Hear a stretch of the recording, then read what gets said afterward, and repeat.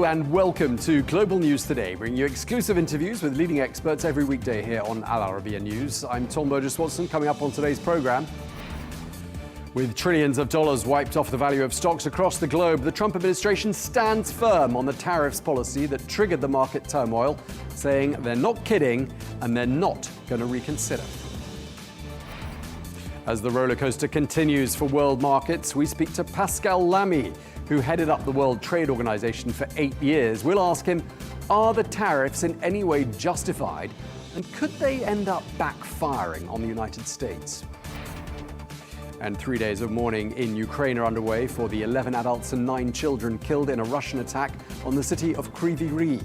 Coming up, we ask the former commander of the US forces in Europe, Lieutenant General Ben Hodges, for his take on the US efforts to broker a ceasefire with Moscow.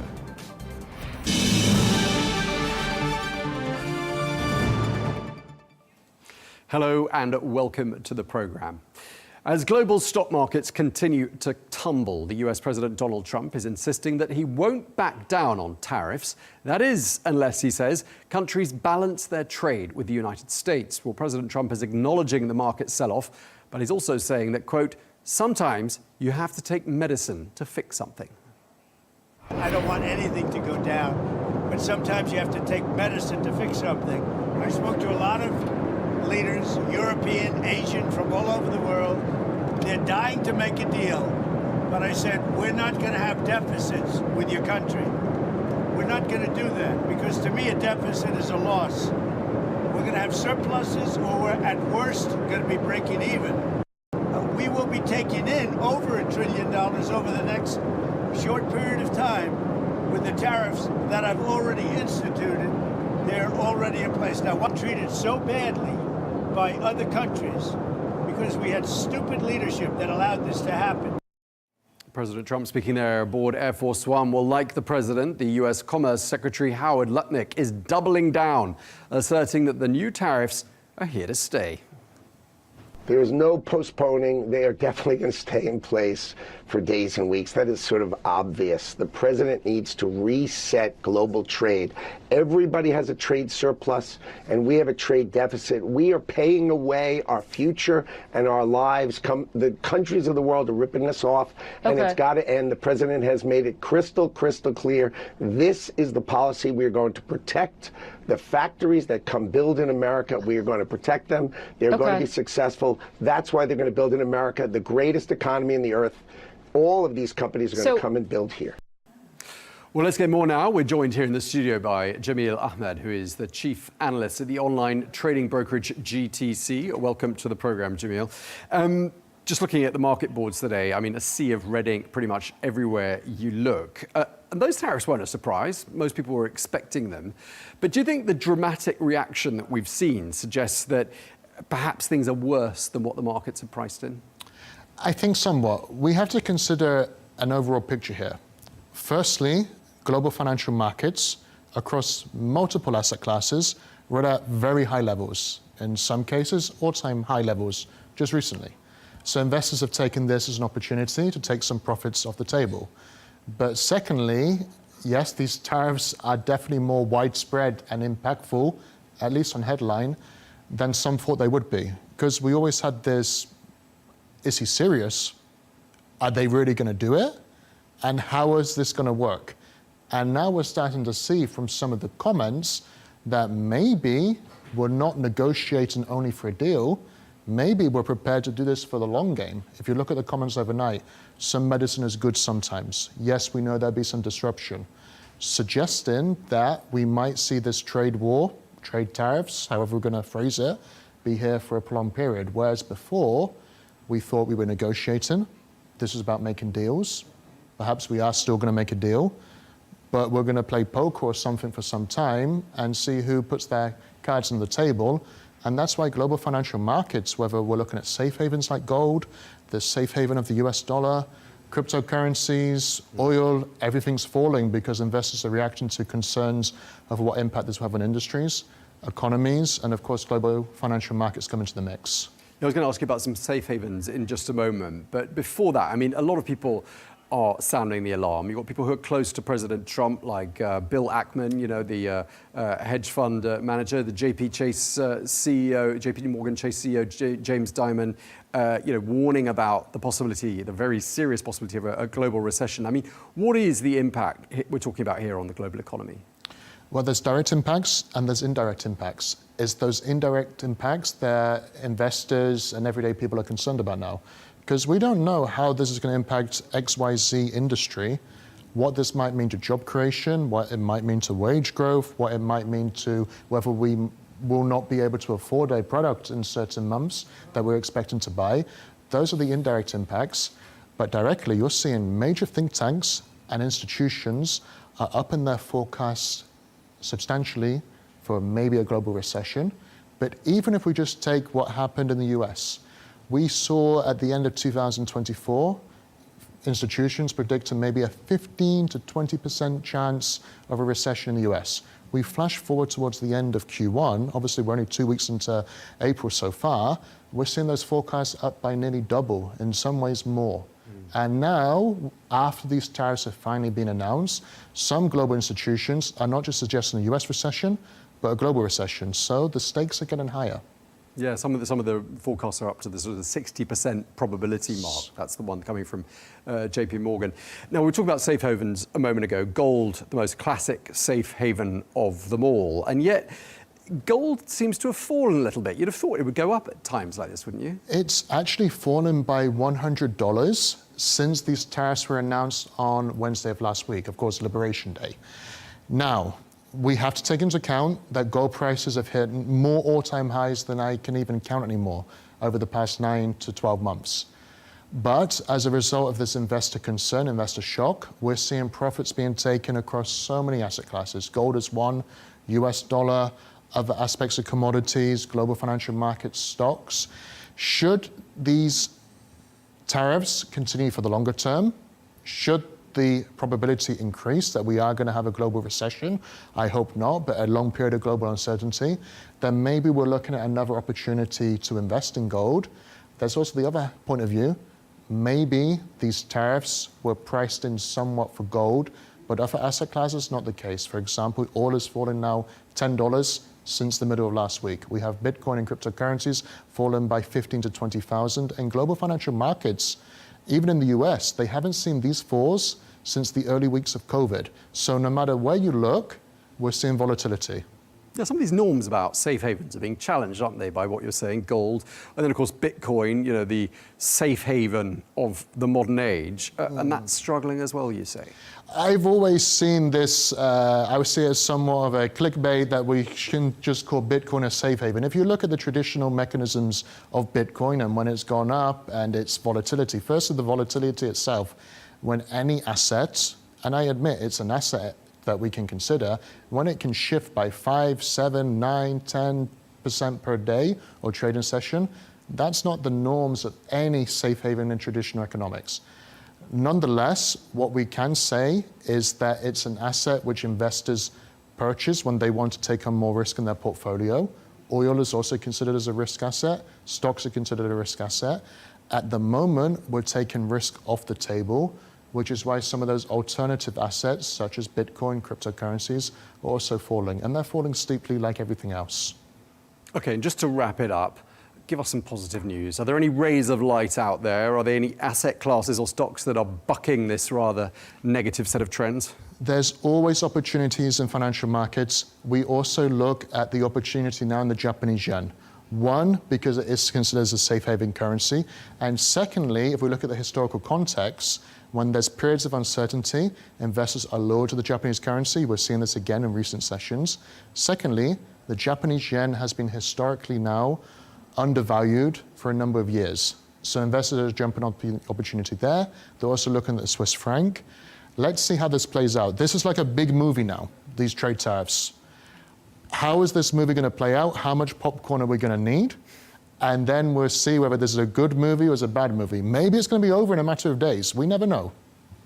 Well, I like the fact you've managed to bring us into some more positive ways of describing all of this towards the end. We're going to leave it there. Thank you very much indeed, Jamil Ahmed, Chief Analyst at the online trading brokerage GTC. Thanks for your time. Thank you.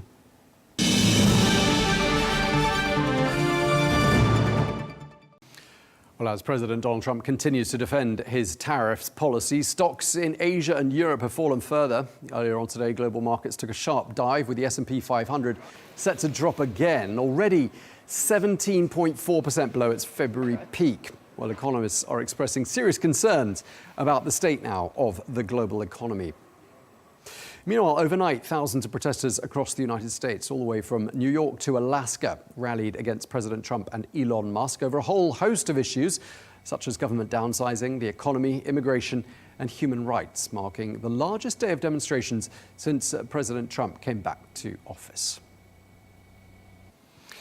Well, let's get more analysis. We can speak now to Chris LiCata, Republican strategist, who joins us from Florida. Great to have you with us on Al Arabiya News, Chris. I mean, we've been talking about carnage on the financial markets right across the globe today. We've been talking just in the studio here with a markets analyst. Any chance you think there's going to be a U-turn on the part of the Trump administration on this one? No, absolutely not. And actually, I think moments ago, the administration even came out and called any talk about a 90-day pause completely fake news. Okay, I mean, clearly trillions of dollars being wiped off the value of stocks around the world. I mean, shouldn't President Trump be slightly concerned about this? Concerned, certainly, but this is a commercial restructuring of trade globally. When you're the largest consumer on the planet, you get to dictate terms, and we're dictating terms, and it's a bold and fresh approach that needs to be promulgated out to the world that America is not going to get pushed around anymore. Yeah, I mean, it looks a bit like a game of who blinks first with incredibly high stakes. I mean, I'm just wondering whether there's a sense of nervousness amongst the US public about this sort of boomeranging back and damaging the US economy. No, I certainly not. Certainly among my fellow Floridians, this looks like a win-win. It's either we're going to reshore a bunch of things and fortress America and make things here in America again and not buy from overseas. Or he's going to secure better tariff policy, better trade policy with the rest of the world, which is also going to help the American worker because we're going to be able to sell our goods to the rest of the world just as much as we buy goods from the rest of the world. I mean, a lot of people are worried, though. I mean, people in the financial sector, I mean, Goldman Sachs, JP Morgan have raised the likelihood, in their view, of a recession.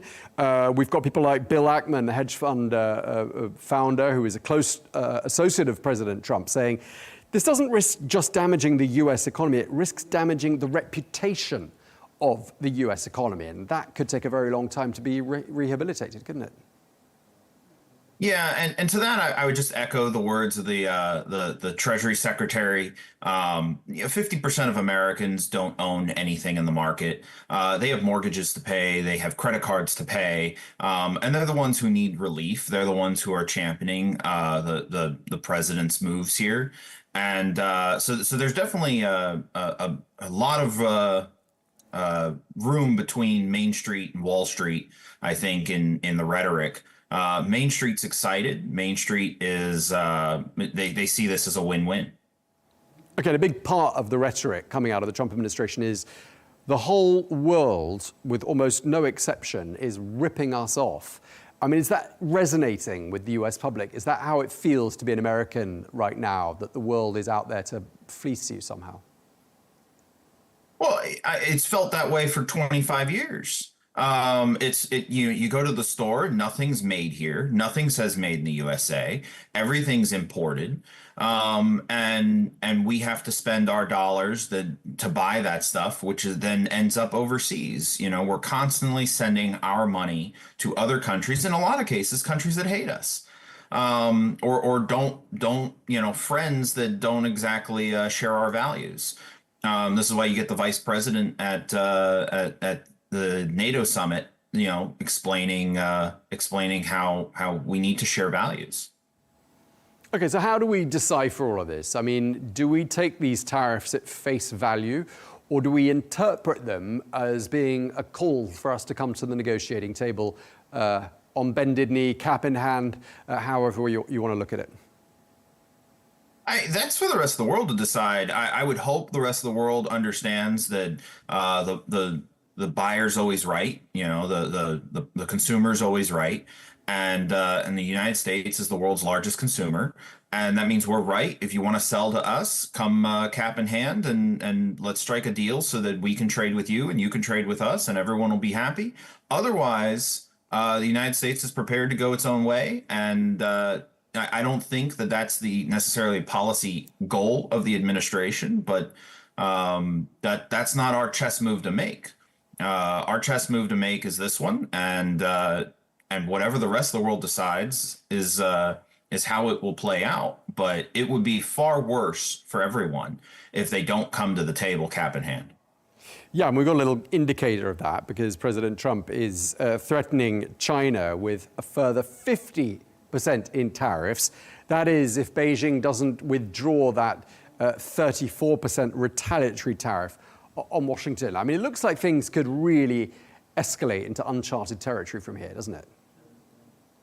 Absolutely, yeah. We're going to find out who our friends are and who our not friends are, and who our not friends are. You know, we will probably not be trading with in 6 months' time at all, and they will not be trading with us. They will lose access to our markets, and you know, who does that hurt? There's this line out there by the president's detractors that somehow hurts the president and hurts Americans. That doesn't hurt Americans. Americans are a steely-eyed missilemen with their eyes on a far horizon. You know, we will be just fine. We will reshore our industry. We will make our jobs here. We will make our stuff here, and life will continue. And it won't be terribly more expensive or anything, because I mean, fundamentally, when it comes to tariffs, you know, if you tariff Chinese products and now Chinese products cost more than American-made products, then yes, overall, the cost might be slightly higher to Americans because they have to buy American now. But it's not going to be extraordinarily higher prices, and we're still going to have the same goods and services here in the United States, and the money will stay here, won't go offshore. There are people who are a bit worried about national security issues like bottlenecks in key supply chains. For example, the supply of semiconductors and the supply of certain medicines and components used in medicines. I mean, is that a genuine concern, this idea of national security being somehow imperiled? I mean, I don't think national security is in peril whatsoever. I think, again, we had national security in peril when our national security supply lines got pushed overseas. No country can defend itself if its guns and bullets and other national security vital issues or products are being made by a foreign entity. That's you know, I mean, that's Battlefield 101. Defend your supply line. Your supply line should be domestic. So the fact that it's not, and that it's going to get reshored, is an absolute necessity. Again, does that require pain in the short term? Absolutely. But overall, it's in the long-term strategic interest of the United States for that stuff to be made domestically. I mean, we've talked a little bit about retaliation and how China might retaliate. I mean, of all the different countries that could retaliate, all the different blocs like the European Union, I mean, which one do you think matters the most as far as the United States is concerned? Yeah, I mean, I would be disappointed if the EU retaliated. I was fully expecting China to retaliate. I think that's going to have to ramp itself up for them to come back down. They're in a far weaker position. So they think we're bluffing. We're not. And they're raising their tariff. So now they're going to get hit with another 50%. And we'll see who blinks first. My bet is that it's not us. We're doing quite well over here. So for the European Union, I don't think that our friends in Europe really want to go in that direction. I think they're willing to come to the table, but there's going to be some harsh negotiation to take place. I think Europe's prepared to do that. I think mainly it's just China, and I think we're prepared for that. Okay, are there any winners if there's a trade war? Well, yeah, the American people, like I said earlier, the American people are resilient. The American people are excited to reshore all this industry back to the United States. I mean, we have enough, aside from, I think, cobalt or something, we have natural resources in abundance here in the United States. We grow our own food. We can feed ourselves. We don't need to trade with anyone. And being the world's largest consumer, that puts us in a position of just keeping everything domestic, and the rest of the world will feel the pain of that and not us. We will have a slight increase in prices, but very, very slight, and we'll move on with our lives. So it's in the rest of the world's best interest to come to the table hat in hand. Okay, I mean, just lastly, we're hearing President Trump saying to the American public, don't be weak or stupid, he says. He says, hang tight, sit tight. This will pass and things will work out better for the country as a whole. But are there people, do you think, in the United States who are getting decidedly nervous when they see trillions of dollars wiped off the value of world stocks? I think you have, you have 40% of the country that certainly is jumping at the opportunity to dunk on the president. They didn't vote for him in the first place, and and you might have a couple people on Wall Street, more than a couple people on Wall Street, getting nervous about their next quarterly report. But this isn't about the next quarterly report. This is about the next decade. This is about the golden era of America. And the new golden age has begun. And this is, we have to take some medicine, and we'll have a bad quarter, and we're going to have a great decade. Okay. Well, thank you very much indeed. Chris LiCata, thank you very much for taking the time to speak to us on Al Arabiya News. Thanks for having me. Bye-bye.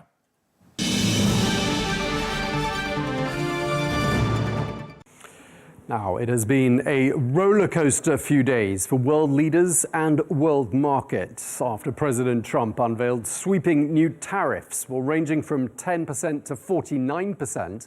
The president called these levies reciprocal and says they'll break America's dependence on foreign imports. Well, joining us now from Paris is Pascal Lammy, the former Director General of the World Trade Organization. Pascal, thank you very much indeed for taking the time to speak to us. You led the WTO for 8 years. Let's talk about these tariffs. You're quoted as saying that these policies are ultimately going to backfire on the United States. Why do you think that? Well, I say that because I believe it. If the U.S. Surround themselves with a fence of 25% import tariffs, this will raise costs, prices in the U.S., given how much they import of what they consume. They have a trade deficit, which stems from the fact that the U.S. Consume more than what they produce. And by the way, this is not a problem because they can finance it easily with the dollar. But given the import content of U.S. consumption, these 25% tariffs will raise prices, costs, fuel inflation. Probably at the end of the day, interest rates will slow down the U.S. economy. So this is bad for the U.S. in the first line, and in a second line, this is bad for the 60 countries that are hit by these so-called reciprocal tariffs. Okay, I mean, some people have pointed out to us on this channel that the arithmetic underlying these policies on tariffs is actually flawed. They say that the Trump administration appears to have conflated VAT in some cases with tariffs. I mean, how does the arithmetic look to you? No, this is these criticisms are absolutely correct. The way these numbers was established, and triumphantly presented by Mr. Trump with his numbers stable is very, very bizarre. And as we all know, there is obvious proof of that in the fact that two islands in the Southern Ocean where you have only penguins and zero human have been hit by Trump's tariffs. Do you think perhaps this misunderstanding is perhaps part of a deliberate strategy? Could there be some intentionality behind all of this? Yeah, probably. I mean, we know that Mr. Trump believes that tariffs are the nicest word in the dictionary. He loves tariffs. He believes that tariffs is a Swiss knife with which he can fix the problems he sees with the US economy.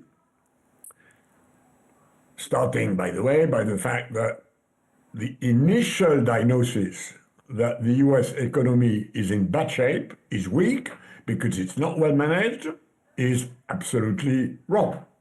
We all know, if we look at the world economy today, the few economies are doing well, and the US are among them. The US society is not doing well, but that's not a trade problem. It's a problem that has to do with the model of US capitalism and the fact that it's both extremely efficient and extremely painful. So, Mr. Trump believes in tariffs. He's asked his troop to provide whatever sort of evidence that the US are cheated by the rest of the world, which again doesn't make sense. So I don't think we should be surprised that given the premises, which is that the US economy is in bad shape and tariffs will fix it, both of these premises are wrong. We shouldn't be surprised that this leads to very, very bizarre decisions, which again will be a big problem for the US and a serious problem for the rest of the world, although the US are 13%, 13% of world imports, and there is no reason for the remaining 87% of world imports, which is a very large proportion, to be contaminated by these vagaries. Okay, I mean, as we've been saying, tariffs are nothing new.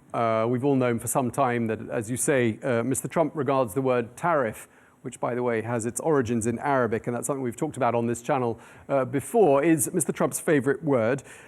Some might be wondering why the World Trade Organization hasn't stepped in sooner to try to avert this problem that a lot of people forecast coming from a long way away. Why didn't the WTO step in, do you think? The answer to this question is very simple. The WTO did not step in because the US stepped out of the WTO. This is the reality. In doing what he does, in doing what his predecessors have done, Mr. Biden and Mr. Obama, by the way, and what he did in his first mandate, the US, which were one of the big pillars of the WTO 20 years ago, have progressively stepped out of the World Trade Organization. They don't believe anymore they should be bound by the commitments they have taken, and that's it. And the WTO members have to learn how the WTO can live without the US. Now, the DG of WTO yesterday said, look, guys, there's a table here where you can talk, if necessary, negotiate. So we are available as a platform where a proper trade conversation, if that's the name of the game, can take place, but if the US do not respect anymore the commitment they have taken, there's nothing much others can do except take the US to the dispute settlement, which coincidentally, they have paralyzed as far as disputes with the US are concerned. So this is something which is in the hands of the US and not in the hands of the World Trade Organization. Countries which are hit by WTO non-compliant tariffs, which is those which, as Mr. Trump has announced, will have the capacity, according to WTO rules, to retaliate and compensate the unfair advantage Mr. Trump believes he's creating in imposing such weird tariffs to 60 countries. So potentially, how much damage could these tariffs, which Mr. Trump says are reciprocal, how much damage could they do to the world economy? They will damage, first and foremost, the US economy. And, of course, in a certain proportion, smaller proportion than the US, but still, the countries, the exports of which will be impeached, prevented, or made very costly into the US. So, all in all, this is bad news for the world economy, but again, mostly in the relationship with the US, and there is no reason why the relationship between India and China, and Europe and South Africa, and Egypt and Saudi Arabia should be affected by these issues. They just have to keep doing what they've done, i.e. open trade according to the WTO multilateral rules. This is not at stake. What is at stake is the behavior of one WTO member, which happens to be an important one for the world economy, not so much, by the way, because of the size of its trade.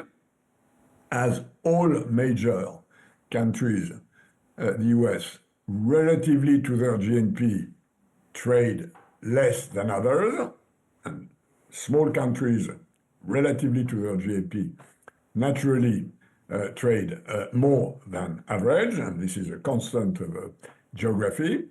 But again, this is not a global trade issue. It is a bilateral trade issue between the US and 60 countries.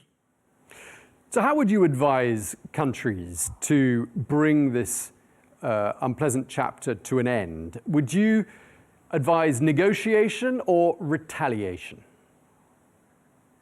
Depends on your retaliation capacity.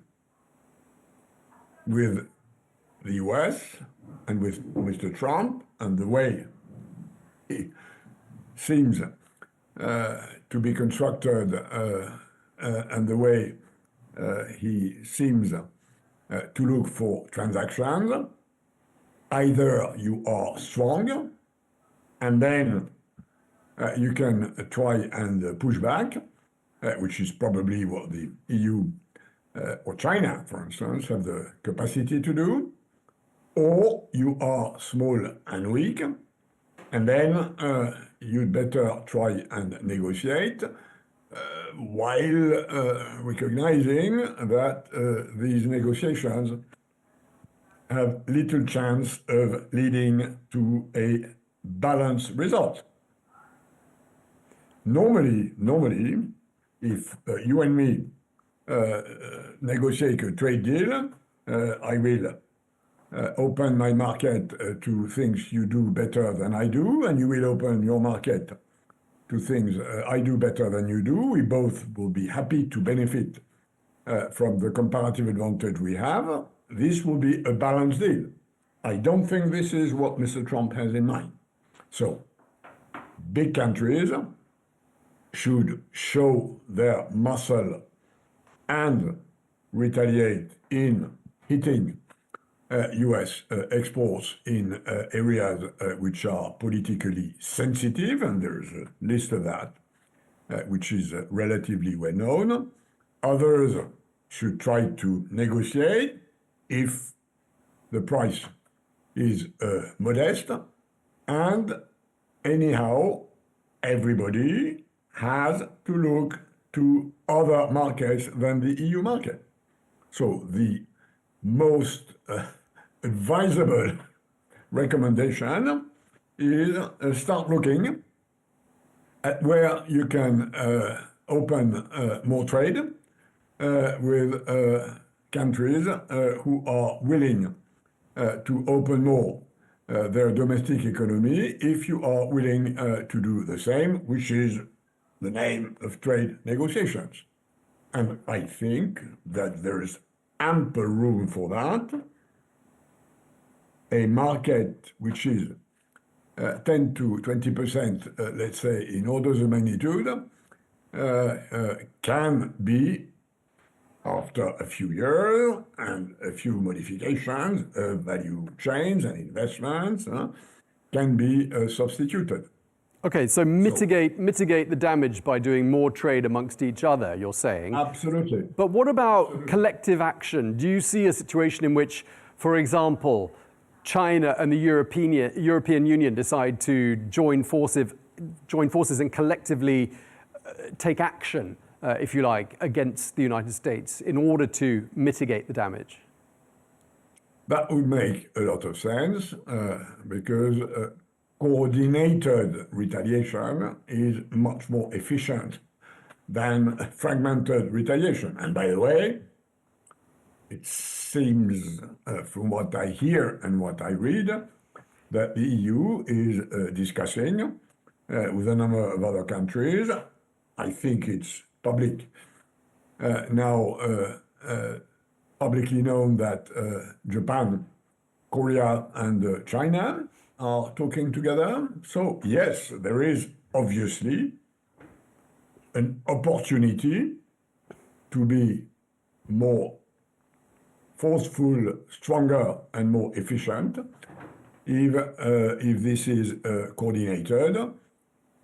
I'm not sure it will take quickly the shape of a sort of world coalition in favor of open trade and multilateral rules, but there is room for coordination, and that may lead to unexpected discussions, conversations, or agreements. Okay, so you're saying that new global alliances and new trade agreements could be one of the outcomes of this tariff chapter. Absolutely. It's things which people did not do because they don't needed to do it, but now, under the pressure of reality, things may change. I want to ask you a pretty basic economics question, because we have asked a number of economists on this channel about the link between tariffs and inflation. Some economists saying that tariffs do not fuel inflation, although traditional economic theories tend to suggest they do. What's the answer? I will give you a typical economist answer. It depends. It depends on sectors, depends on the size of comparative advantage, depends on what the economists call the substitutability of imports by domestic production, and there are sectors where this is doable with elasticity coefficients, others where it is not. Depends on how currencies evolve. If you devaluate your currency, you can gain a comparative advantage which wholly or partially offset the comparative disadvantage that stems from tariffs. So there are lots of elements that can play. Plus, in the case of these so-called reciprocal tariffs, the fact that, contrary to the past, the US tariff will depend on the country, and that these differences, which sometimes are huge between countries, will probably lead to trade diversion and to some sort of cheating with rules of origin. So there's going to be a big, large bureaucratic burden. For instance, when the US say, yeah, I'll put a tariff of 40% on your exports to the US, but of course I don't want to penalize the US content of these exports to the US market. In lots of cases, especially with globalization, exports are not just what countries produce and export. Exports are bits and pieces of what countries import, add value to, and then export. So this is extremely complex. And by the way, I think the first thing which people will realize if this is to be enforced is again the incredible bureaucratic paperwork, customs certification, origin certification, and depending on how much is the origin. Is the origin of a good in a country where 100% of the value is created? Is it 80%? Is it 60%? Is it 20%? This is a host of enormous technical and customs difficulties, which I think are going to appear pretty rapidly. All right. I mean, it is very complicated, but for people who are watching who don't understand the complexities of economics and tariffs, what's this going to mean for consumers in very basic terms? I mean, are prices going to go up in the United States, and are they going to go up for people all over the world as a result of these tariff policies? They will go up in the United States because the United States have decided to increase the cost of the part of domestic US consumptions which is imported. This will create inflation in the US.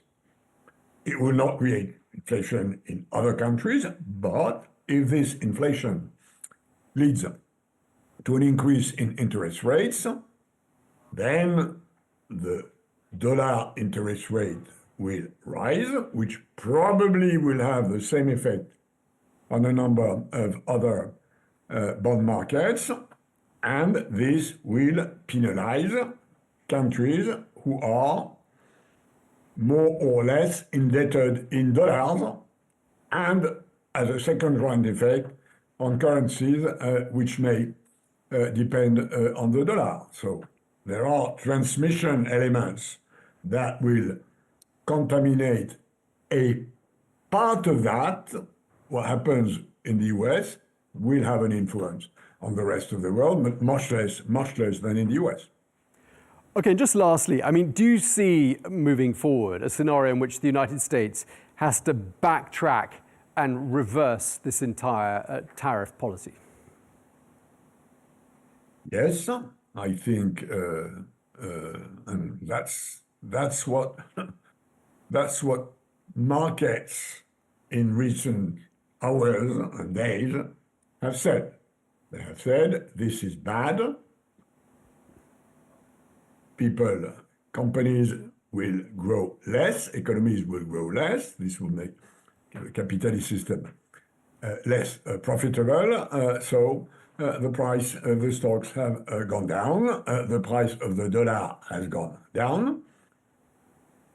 This probably will lead to a pushback by Wall Street and by Main Street in the US. That's what should happen, because economic reality at the end of the day should prevail over the twisted narratives of Mr. Trump. This is the sort of normal reference situation. Then, of course, a lot of that depends on what happens in the US on the political side. If the real aim, domestic aim of Mr. Trump and his administration is to vastly increase the realm of executive power in the US, this will have political consequences in, for instance, intimidating opposition that might slow a Wall Street or Main Street reaction. So it's very difficult to predict, because the political, economic elements are closely intertwined. My own sense, and I recognize on this I'm with the consensus, is that the economic consequences of that in the US will lead to a pressure against Trump tariffs or other measures, which, by the way, may be something he knows, which is why he's trying to go as fast and as quickly as possible, so that when he has to step back, he has gained enough territory to step back to a level which will be a higher one than the one he found in the first place. So what you're saying is you think that the United States is going to emerge out of all of this as being the biggest loser. Is that what you're saying? Absolutely. Absolutely. I mean, and what the lesson of economics have told us is that raising tariffs usually is equivalent to shooting in your own foot. And this is all the more true in a globalized world where, as I previously said, the import content of your exports is much higher than it used to be a few decades ago. Well, that's all we have time for. Thank you very much indeed to Pascal Lammy, the former Director General of the World Trade Organization. Thank you for speaking to Al Arabiya News. And thanks for having me.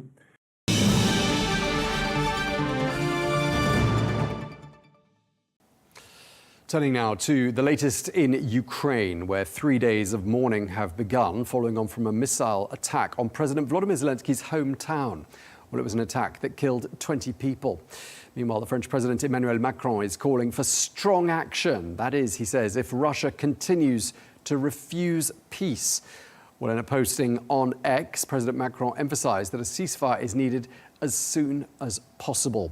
So where are we with the peace effort? And why aren't things moving along faster than they are? Well, to talk to us about that, we're joined now by Lieutenant General Ben Hodges, retired US Army officer and former commander of the US Army Forces in Europe. Thank you very much indeed for speaking to us, sir.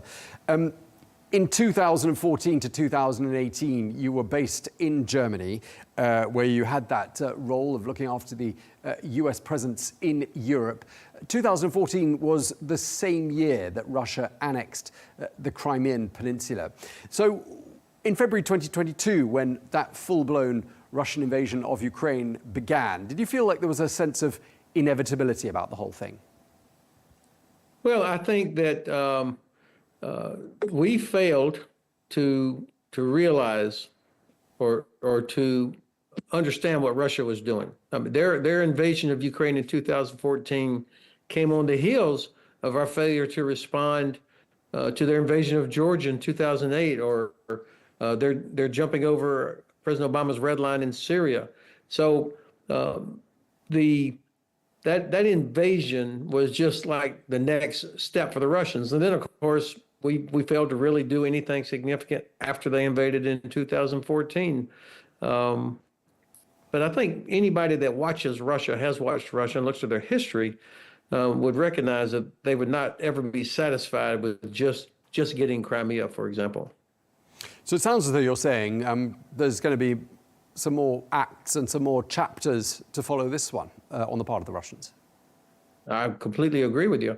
Look, the reason there's no progress on the ceasefire is because the Russians don't want a ceasefire. The Russians do not want any agreement, not for real, that ends with Ukraine remaining as a sovereign state and safe. They will make agreements, but never live up to them unless they're forced to. And so that's what we're seeing happening now. They're playing us. They feel pretty sure that they can get away with what they want because they don't see the U.S. administration using all the leverage it has, particularly economic. And they also see Europe is still not fully joined up, ready to hold Russia accountable for living up to a ceasefire. I mean, quite a lot of the Europeans are pretty critical of the U.S. efforts to bring about a ceasefire. They say that, Russia is using stalling tactics, and President Macron saying it's time to use some strong action if this carries on. I mean, judging from what they're saying and from what you're saying as well, I'm just wondering whether you think the Trump administration is wrong to be engaging with the Russians at this stage at all. Well, they're not wrong to be engaging with Russia, but it's the how they're doing it, which I think is completely wrong-footed. You can't deal with Russia as if there's some third world country or that somebody that's serious about negotiation. I mean, and so the administration's approach is either totally naive or is incompetent, or there's something else there that we just don't know about. But the fact that Europe has been left on the sideline by the Trump administration tells you that this administration has no respect for Europe, and that he thinks he and Putin can just sort of work it all out. The fact is, though, that Ukraine knows that Russia cannot defeat them. I mean, Russia does not have the ability to just knock Ukraine out of the war, and that the only way Russia could hope to win is that if all of us in the West completely turn our back on Ukraine. And so the Ukrainians are wise to not give in to some bad deal that leaves them vulnerable to further Russian attacks and without respect for their sovereignty. And I do think that most European leaders get this. Certainly Prime Minister Starmer, President Macron, President Stubb of Finland, and others realize that if Ukraine fails, there will be millions more Ukrainian refugees pouring into Germany and Poland and Romania, and there will be no reconstruction, and this will have a very negative consequence for Europe. How successful do you think the Russians have been in that attempt to undermine public support for Ukraine in Western nations, as you were just talking about there? This has been the one area where they've had success because so many of our leaders have failed to explain to their voters, their populations, why this matters.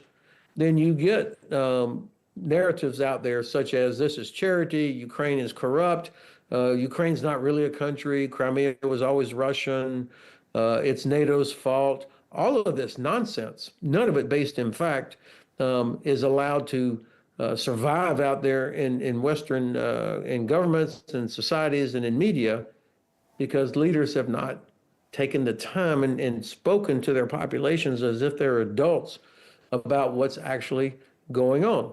And so I would say this has been the one area of the war, the only area where Russia has had success.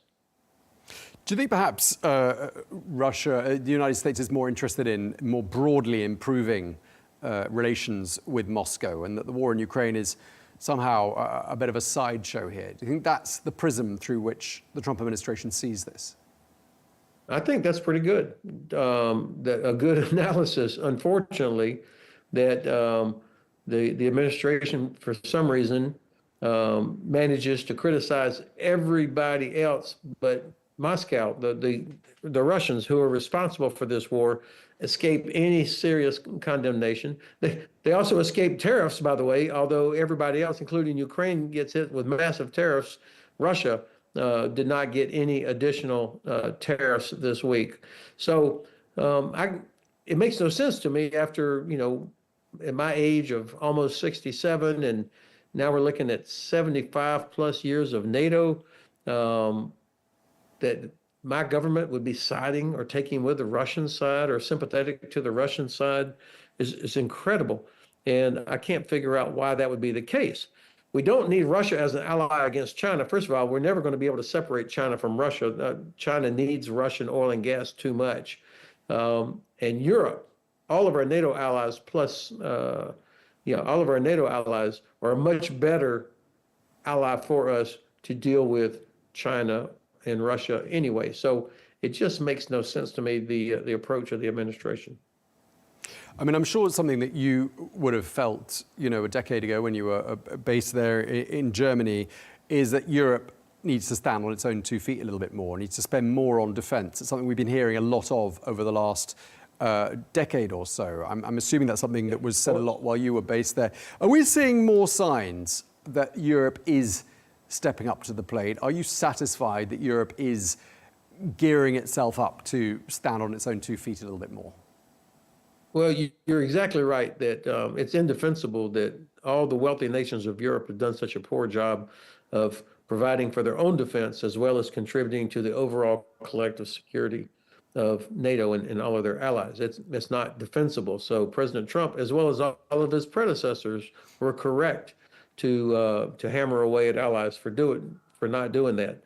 Having said that, now that everybody recognizes that Russia is not kidding, it's a real threat, nations are recognizing they have to take appropriate steps, as well as be prepared to contribute to providing security in the Indo-Pacific region.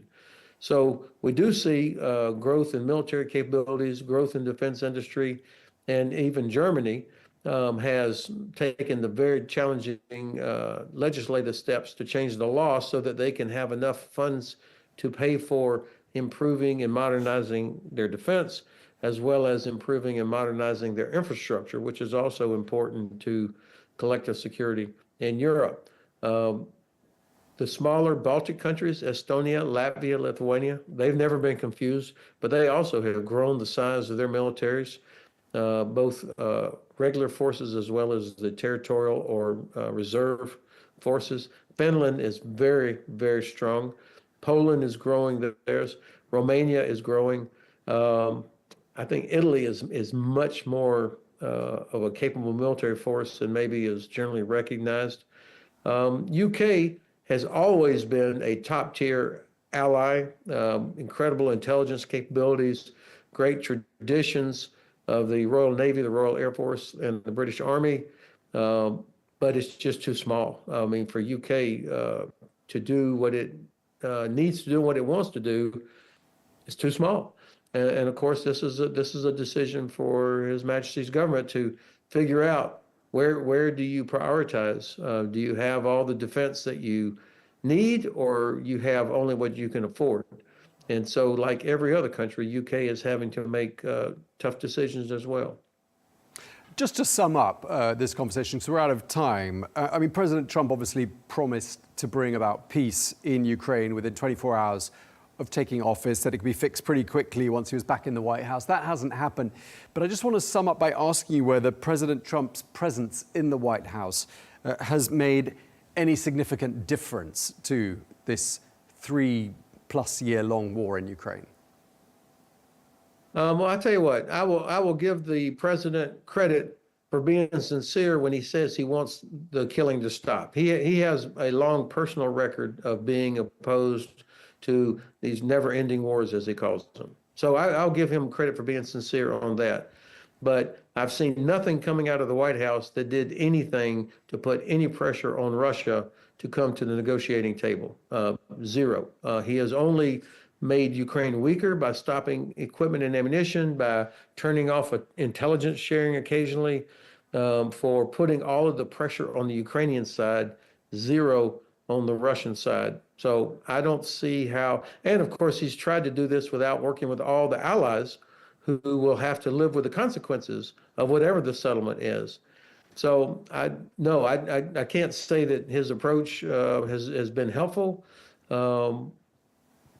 Maybe it's helpful in that Europe and Canada realize that they're going to have to take on a larger role if we are in fact ever going to bring about a peaceful conclusion that's acceptable to everybody in Ukraine. Yeah, indeed, a catalyst for those countries to stand on their own 2 feet. We're going to have to leave it there. Thank you very much indeed. Really appreciate you taking the time to speak to us. Lieutenant General Ben Hodges, thank you. Thanks for the privilege.